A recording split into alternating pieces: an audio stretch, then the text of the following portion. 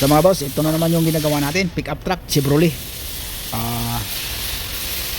Silverado. Ito na mga kabayan. So kabilang side tayo nag-repair.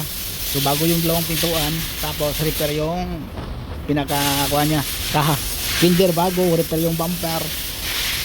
Ito kabayan, Chevrolet Silverado 34 hours tayo. Yan bago. Aluminum pala ito siya kabayan, oh. Aluminum yan. Tapos repair tayo. Repair dito. Tanggalin. Ito, iangat natin siguro to. So, repair yung pinaka sa pintuan. Bakal yun. Yan lang kabayan. So magkano binayaran kabayan, ha? Medyo mahal ko sa kabayan. 4,000. Halos kulang-kulang 5,000. Ganitong mga kantuhan kabayan, mahirap talaga tanggalin to. Ingatan tong pinder na to kasi hindi kasama pinturahan yan. Yung pinturahan ito lang, repair tayo sa kabila. Pero blending lang to siya kabayan, ha. So kaya hindi rin dapat masugat to. Kasi yung repair natin, yung kabilang side lang.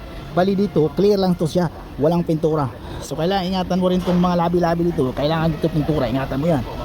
Ano, katulad yan, flat screw gamit natin yan. Pakita ko sa inyo.